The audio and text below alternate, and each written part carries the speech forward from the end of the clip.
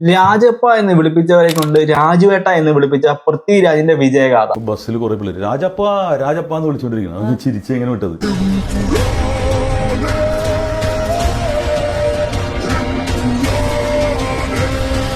ശരിക്കും പറഞ്ഞാൽ ഓരോ മലയാളിക്കും ഇത് ഇൻസ്പിറേഷൻ ആണ്. കാരണം വർഷങ്ങൾക്ക് മുന്നേയുള്ള പൃഥ്വിരാജിന്റെ ഫിലിം കരിയർ അവിടെ അവസാനിക്കുമെന്നുള്ള ചിന്ത വരെ അദ്ദേഹത്തിനുണ്ടായിരുന്നു. പൃഥ്വിരാജ് ഡയലോഗ് പറയാൻ തുടങ്ങുമ്പോ കൂഹും, നീ പറയണ്ട ഇവിടെ.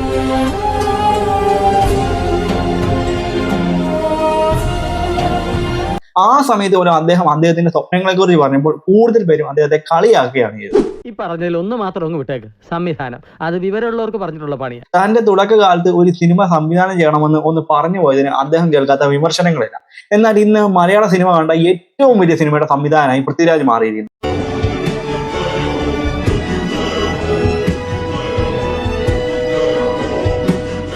ഇതിനു പിന്നിൽ അദ്ദേഹത്തിന്റെ ഒരുപാട് കാലത്തെ സ്ട്രഗിളുകളും ഒരുപാട് കഷ്ടപ്പാടുകളും നിറഞ്ഞിരിക്കുന്നു. അങ്ങനെയുള്ള പൃഥ്വിരാജിന്റെ ഫിലിമോഗ്രാഫിയും ആ ഫിലിമോഗ്രാഫിയിലുണ്ടായ അദ്ദേഹത്തിന്റെ ഉയർച്ചതാഴ്ചകളെ കുറിച്ചുമൊക്കെയാണ് ഇന്ന് ഈ വീഡിയോയിലൂടെ നമ്മൾ ഡീറ്റെയിൽ ആയി നോക്കാൻ പോകുന്നത്. അപ്പോൾ സമയം കളയാൻ നമുക്ക് നേരെ വീഡിയോയിലേക്ക് പോകാം. വീഡിയോയിലേക്ക് കടക്കുന്നതിന് മുമ്പ് എമ്പുരാൻ സിനിമയെ കുറിച്ചുള്ള നിങ്ങളുടെ അഭിപ്രായം കൂടി അവൻ ഇട്ടേക്കണം. വീഡിയോ ആദ്യമായാണ് കാണുന്നെങ്കിൽ സബ്സ്ക്രൈബ് ചെയ്യാൻ മറക്കല്ലേ.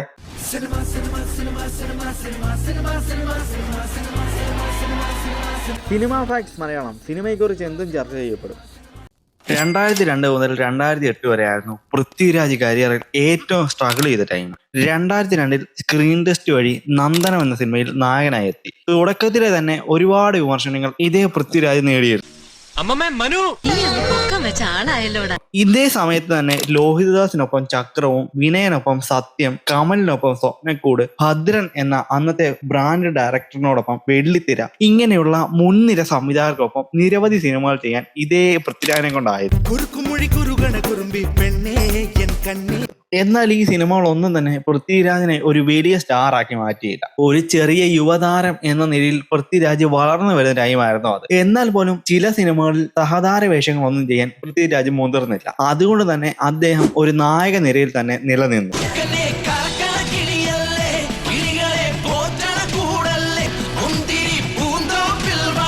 എന്നാൽ അദ്ദേഹത്തിന്റെ സഹോദരനായ ഇന്ദ്രജിത്ത് അതേ സമയത്തൊക്കെ തന്നെ മലയാള സിനിമയിൽ പടർന്നു വന്നിരിച്ചുകൊണ്ടേയിരുന്നു. എന്നാൽ അദ്ദേഹം ആ സമയത്ത് ചെയ്തത് കൂടുതലും വില്ലൻ വേഷങ്ങളായിരുന്നു. എന്നാൽ പൃഥ്വിരാജ് അത്തരം വേഷങ്ങളിലേക്ക് ഒതുങ്ങി പോവാതെ നായക വേഷങ്ങളിൽ മാത്രം നിലനിന്നു. ഇതുകൊണ്ട് തന്നെ പൃഥ്വിരാജിനെ ഒരു നായക കഥാപാത്രമായി തന്നെ മലയാളി പ്രേക്ഷകർ അംഗീകരിച്ചു തുടങ്ങി. 2005 എന്ന വർഷം പൃഥ്വിരാജിന്റെ കരിയറിലെ വലിയൊരു ടേണിംഗ് പോയിന്റ് ആയി മാറി. അത്ഭുത ദ്വീപ് എന്ന സിനിമയിൽ ഗിന്നസ് ബുക്കിനോടൊപ്പം ഒരു മികച്ച വേഷം ചെയ്തു.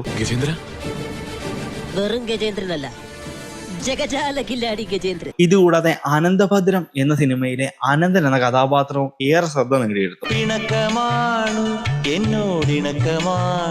ഇതൊന്നും കൂടാതെ തന്നെ അതേ വർഷം കനാകണ്ടൻ എന്ന തമിഴ് സിനിമയിൽ പോയി ഒരു കൊടൂര വില്ലനിസവും കാണിച്ചു. അങ്ങനെ കരിയറിലെ ഏറ്റവും വലിയ 3 നേട്ടങ്ങളാണ് പൃഥ്വിരാജ് 2005 നേടിയത്. അത്ഭുത ദ്വീപ് എന്ന സിനിമ ഇന്നും മലയാളത്തിലെ ഏറ്റവും മികച്ച ഫാന്റസി സിനിമകളിലൊന്നായി അറിയപ്പെടുന്നു. ദൈവം വൈകല്യം തന്നെ ചതിച്ചെങ്കിലും ഇതിനകത്തൊരു മനസ്സുണ്ട്, ആരുടെ മുന്നിലും തോക്കാത്ത പൊക്കമുള്ളൊരു മനസ്സ്. ആ സിനിമയിലെ അദ്ദേഹത്തിന്റെ പ്രകടനവും വളരെ മികച്ചു നിന്നു. കനാകണ്ടൻ എന്ന സിനിമയിലെ പൃഥ്വിരാജിന്റെ വില്ലനിസം കണ്ടാൽ നമ്മൾ ഏറെ അത്ഭുതപ്പെട്ടു പോകും. നീ അടിച്ച 100 സാക്ഷി ഇരിക്കും, ഒരു സാക്ഷി കൂടെ ഇരിക്കാതെ. അങ്ങനെ ആ വർഷം പൃഥ്വിരാജിന്റെ കരിയറിലെ ഒരു ടേണിംഗ് പോയിന്റ് ആക്കി മാറ്റി. പിന്നീട് 2006 വർഗം, വാസ്തവം, ക്ലാസ്മേറ്റ്സ് എന്നിങ്ങനെ 3 സിനിമകളാണ് പൃഥ്വിരാജിന്റെ മികച്ച പെർഫോമൻസ് ആയി വന്നത്. വർഗം എന്ന സിനിമയിലെ സോളമൻ എന്ന പോലീസ് കഥാപാത്രം നമ്മളെ ഏറെ ദേഷ്യം പിടിപ്പിക്കുന്ന ഒന്നാണ്. കാരണം അത്രത്തോളം വലിയ വില്ലനിസമാണ് സിനിമയിൽ പൃഥ്വി കാണിച്ചു വെച്ചത്. അവനെ തന്നെയാണോ ഉമ്മച്ച എനിക്കും കിട്ടേണ്ടത്? അവൻ 1-ാം പ്രതിയും അവന്റെ കൂട്ടുകാരായ മറ്റു 4 റൗഡികൾ കൂട്ടുപ്രതികളുമായിട്ട് സ്റ്റേഷനിൽ ഒരു കേസ് രജിസ്റ്റർ ചെയ്തിട്ടുണ്ട്. ഇതുകൂടാതെ വാസ്തവം എന്ന സിനിമയിലെ പെർഫോമൻസിന് മികച്ച നടനുള്ള സ്റ്റേറ്റ് അവാർഡും അതേ വർഷം പൃഥ്വി നേടി. ഇതൊന്നും പോരാഞ്ഞ് ക്ലാസ്മേറ്റ്സ് എന്ന സിനിമയിലൂടെ സർവകാല വിജയത്തിന്റെ റെക്കോർഡും പൃഥ്വി നേടിയെടുത്തു. അതും ഒരു ചെറുപ്പക്കാരുടെ കൂട്ടുകെട്ടിൽ വന്ന ആ സിനിമയിൽ അത്ര വലിയ താരമൂല്യമുള്ള ഒരാളുമായിരുന്നില്ല പൃഥ്വി. എന്നിട്ട് പോലും ഒരു സെൻസേഷൻ ഹിറ്റാക്കി മാറ്റാൻ പൃഥ്വിരാജിനെ കൊണ്ട് സാധിച്ചു. ശരിക്കും പറഞ്ഞാൽ ലാലേട്ടനും മമ്മൂക്കയും ഒക്കെ മാത്രം ഒരു കാലത്ത് നേടിയിരുന്ന റെക്കോർഡായിരുന്നു ഒരേ വർഷം തന്നെ സർവകാല വിജയവും ഇതുകൂടാതെ ആ വർഷം മികച്ച നടനുള്ള സ്റ്റേറ്റ് അവാർഡും. അങ്ങനെ 2 റെക്കോർഡുകളും ഒരേ വർഷം നേടിയ ചുരുക്കം മലയാള നടന്മാരിൽ ഒരാൾ കൂടിയായി പൃഥ്വി അന്ന് മാറി. 2007 പൃഥ്വിരാജിന്റേതായി പല സിനിമകൾ വന്നുപോയെങ്കിലും ചോക്ലേറ്റ് എന്ന സിനിമ ഉണ്ടാക്കിയ തരംഗം വേറെ ലെവലായിരുന്നു. ചോക്ലേറ്റ് സിനിമയിലെ അദ്ദേഹത്തിന്റെ പാന്റും ഷർട്ടും ഇതിന് ബെൽറ്റ് പോലും വലിയ ട്രെൻഡിങ് ആയി.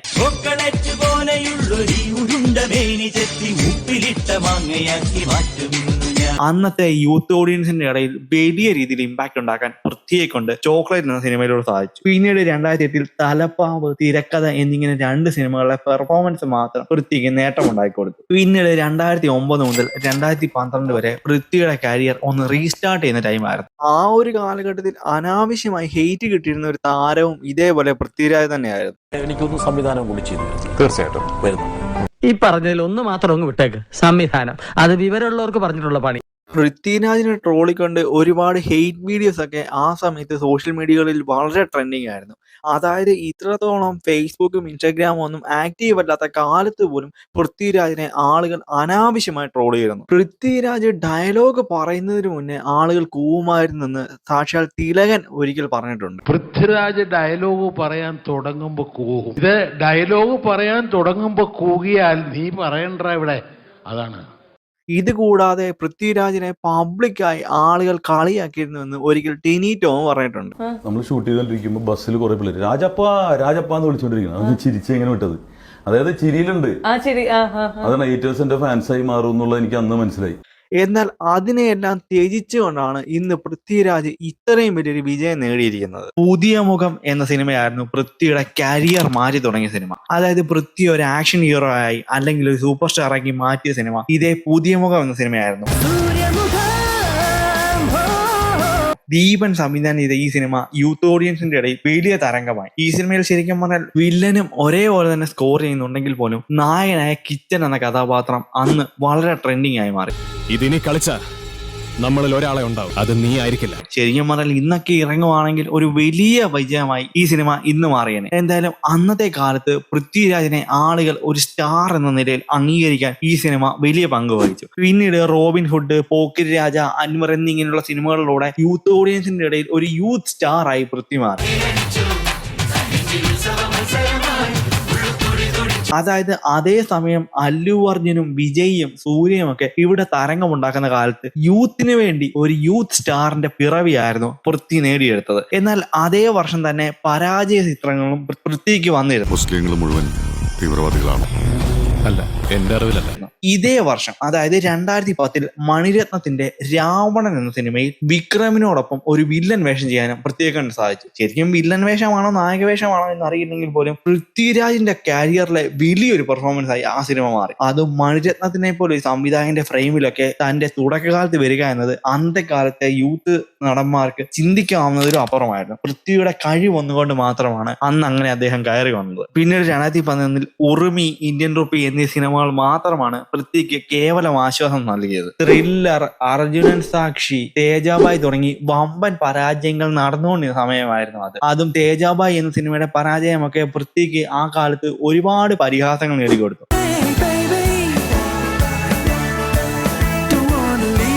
എന്നിട്ട് പോലും ഉറുമി എന്ന സിനിമ പ്രൊഡ്യൂസ് ചെയ്യാനും പൃഥ്വി മടിച്ചില്ല. പൃഥ്വിയുടെ കരിയറിലെ വലിയൊരു വിജയമായി മാറേണ്ട സിനിമ എന്നാൽ അന്ന് വലിയ പരാജയമായി മാറി.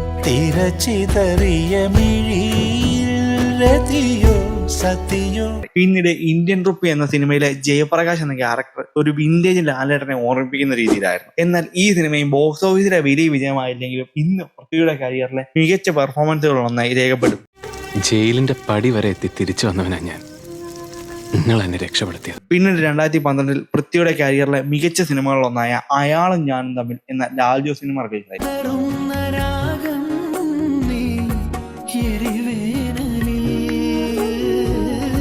ഈ സിനിമയിലെ പൃഥ്വിയുടെ കഥാപാത്രം ഒരുപാട് അപ്രിസിയേഷൻ നേടിക്കൊടുത്തു. പിന്നീട് 2013 മുതൽ 2018 വരെയുള്ള കാലഘട്ടം, അതാണ് ഇന്ന് കാണുന്ന നമ്മളുടെ രാജുവേട്ടൻ എന്ന പൃഥ്വിരാജിന്റെ ജനനം തുടങ്ങുന്നത്. അതായത് അതുവരെയുള്ള സമയം പൃഥ്വിക്ക് ഒരു സ്ട്രഗിളിങ് ഏരിയ ആയിരുന്നു. എന്നാൽ ആ സ്ട്രഗിളിംഗ് ഒക്കെ മാറി പൃഥ്വി തന്നെ റീബിൽഡ് ചെയ്തത് 2013 മുതലാണ്. 2013 എന്ന വർഷം റിലീസായ സിനിമകളായ സെല്ലുലോയിഡ്, മുംബൈ പോലീസ്, മെമ്മറീസ് എന്നീ 3 സിനിമകളും പൃഥ്വിക്ക് വലിയ നേട്ടങ്ങളാണ് നേടിക്കൊടുത്തത്. ഇവയിലൂടെ പൃഥ്വി മികച്ച നടനുള്ള സ്റ്റേറ്റ് അവാർഡും ആ വർഷം നേടി. പൃഥ്വിയുടെ കരിയറിലെ തന്നെ വളരെ ഐക്കോണിക് ആയ ക്യാരക്ടർ ആയിരുന്നു ഇതേ മെമ്മറീസിലെ സാം അലക്സ് എന്ന ക്യാരക്ടർ. ഒരു ഡ്രങ്ക് അഡിക്റ്റ് ആയ ക്യാരക്ടറിനെ എത്ര മികച്ച രീതിയിൽ കാണിക്കാമെന്ന് പൃഥ്വി അന്നേ കാണിച്ചു തന്നിരുന്നു. മുംബൈ പോലീസിലെ ആന്റണി മോസ് എന്ന ക്യാരക്ടർ ശരിക്കും പൃഥ്വിയുടെ കരിയറിലെ ഒരു നാഴികക്കല്ലാണ്. കാരണം അത്ര റഫായ ഒരു ക്യാരക്ടർ പിന്നീട് പൃഥ്വി ചെയ്തിട്ടുണ്ട് എന്ന് പോലും അത്ഭുതമാണ്.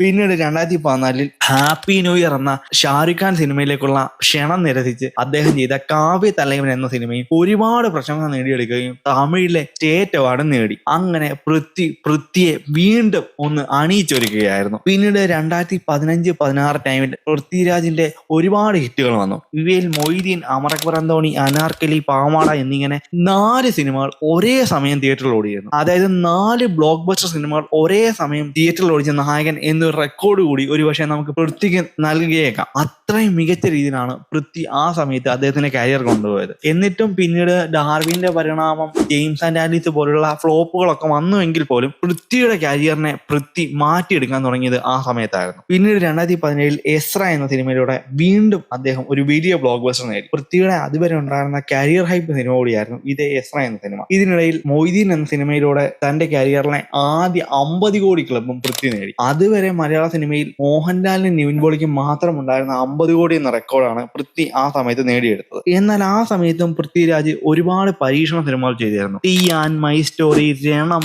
കൂടെ, നയൻ എന്നിങ്ങനെയുള്ള സിനിമകളിലെല്ലാം അദ്ദേഹം ഒരു ഹോളിവുഡ് ടച്ച് കൊണ്ടുവരാൻ ശ്രമിച്ചു. ഇവയിൽ ടിയാൻ എന്നുള്ള സിനിമയൊക്കെ ഇന്ന് ഒരുപാട് അണ്ടർറേറ്റഡ് ആയി അറിയപ്പെടുന്നു. നയൻ എന്ന സിനിമയൊക്കെ ശരിക്കും ഒരു ഹോളിവുഡ് ടച്ചിൽ തന്നെയാണ് പൃഥ്വി അണിയിച്ചൊരുക്കിയത്. ഹോളിവുഡിലൊക്കെ നമ്മൾ കാണാറുള്ള ടൈപ്പ് ഒരു ഫാന്റസിയാണ് ആ സിനിമയിൽ യൂസ് ചെയ്തത്. എന്നിട്ട് പോലും സിനിമയൊന്നും അന്ന് വിജയിച്ചില്ല. ഒരുപക്ഷെ ഇന്നാണെങ്കിൽ വൻ ഹിറ്റായി ഈ സിനിമയൊക്കെ മാറിയത്. പിന്നീടുള്ള പൃഥ്വിരാജ് വരെയാണ് നമ്മൾ ഇന്ന് കാണുന്ന 2019 മുതൽ, അതായത് ഇപ്പോൾ ഇന്നേ ദിവസം വരെയുള്ള പൃഥ്വിരാജ്. ഇവയിൽ പൃഥ്വിരാജിന്റെ തുടക്കമിട്ടത് ലൂസിഫർ എന്ന സിനിമയാണ്. ലൂസിഫർ എന്ന സിനിമ സംവിധാനം ചെയ്തതോടുകൂടി പൃഥ്വിരാജിനുണ്ടായിരുന്ന ഫാൻ ബേസ് ഇരട്ടിയായി മാറി എന്ന് തന്നെ പറയും.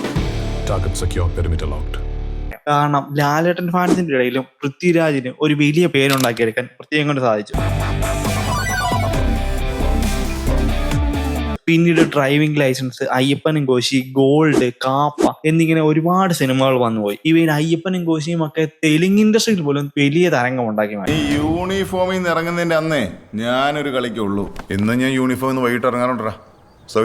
പിന്നീട് ആടുജീവിതം എന്ന സിനിമയിലൂടെ മികച്ച നടനുള്ള സ്റ്റേറ്റ് അവാർഡും കരിയറിലെ ആദ്യ 100 കോടിയും നേടി. ഇത് കഴിഞ്ഞ് പിന്നീട് ഗുരുവായൂർ അമ്പലനടയിൽ എന്ന സിനിമയും കരിയറിലെ വലിയൊരു വിജയമാക്കി മാറ്റി. 2019 ഡ്രൈവിംഗ് ലൈസൻസ് എന്ന സിനിമയിൽ സുരാജ് വെഞ്ഞാറമൂടിനും കൂടുതൽ ഇമ്പോർട്ടൻസ് കൊടുക്കുന്ന ഒരു ക്യാരക്ടർ ചെയ്യാനായി പൃഥ്വി എടുത്ത ആ എഫർട്ടിനെ എത്ര പ്രശംസിച്ചാലും മതിയാകത്തില്ല. അയ്യപ്പനും കോശി എന്ന സിനിമയിൽ ശരിക്കും ബിജു മേനോന്റെ സഹതാരം പോലുള്ള ഒരു ക്യാരക്ടറാണ് പൃഥ്വിരാജ് ചെയ്തത്. അതും ഒരു നെഗറ്റീവ് ഷെയ്ഡ് ക്യാരക്ടർ. എന്നിട്ട് പോലും ക്യാരക്ടറിനെ പിടിച്ച് ബിജു മേനോന് കൂടുതൽ ഇമ്പോർട്ടൻസ് ഉള്ള ക്യാരക്ടർ ചെയ്യാൻ പൃഥ്വി കാണിച്ച ധൈര്യം എടുത്തു പറയേണ്ട ഒന്നാണ്. ജനഗണമന പോലെ ഒരു സമകാലിക പ്രസക്തിയുള്ള സിനിമ ചെയ്യാൻ പൃഥ്വി എടുത്ത ആ ധൈര്യവും ഏറെ ശ്രദ്ധ നേടിയെടുത്ത കാര്യമാണ്. ഈ സിനിമ പൃഥ്വിയുടെ കരിയറിലെ മറ്റൊരു 50 കോടി ക്ലബ്ബായും അന്ന് മാറുകയുണ്ടായി. ഒരു വലിയ ഇടവേളയ്ക്ക് ശേഷം ഷാജി കൈലാസ് ചെയ്ത ഒരു മാസ് മസാല സിനിമയായിരുന്നു കടുവ എന്ന സിനിമ. കടുവ എന്ന സിനിമയിൽ പൃഥ്വിരാജിനെ നമ്മളൊക്കെ കണ്ടതുപോലെയുള്ള ആ പഴയ സ്വാഗിലും ആറ്റിറ്റ്യൂഡിലും എല്ലാം നമുക്ക് കാണാൻ സാധിച്ചു.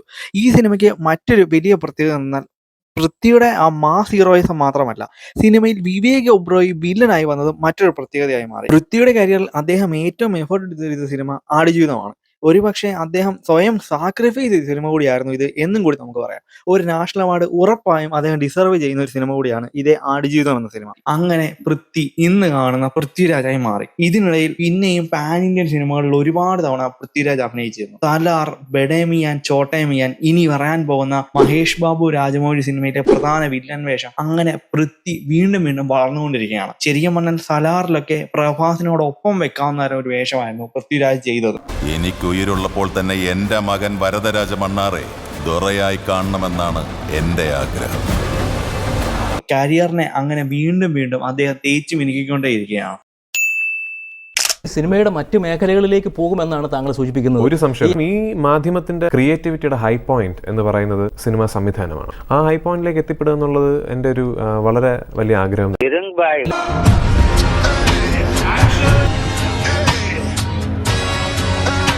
പൃഥ്വിരാജ് എന്ന നമ്മുടെ സ്വന്തം രാജുവേട്ടന്റെ കരിയറിനെ കുറിച്ചുള്ള ഡീറ്റെയിൽഡ് ആയ ഒരു അനാലിസിസ് ആണ് ഇന്ന് ഈ വീഡിയോയിലൂടെ നമ്മൾ സംസാരിച്ചത്. ഇതുപോലുള്ള ഇൻഫോർമേറ്റീവ് സിനിമ വീഡിയോസ് നിങ്ങൾക്ക് ഇഷ്ടമാണെങ്കിൽ മറക്കാതെ ഈ പേജ് ചാനൽ ഒന്ന് ഫോളോ ചെയ്തേക്കണേ. അപ്പോൾ അടുത്തൊരു വീഡിയോ കാണാം. അതുവരെയും ബൈ.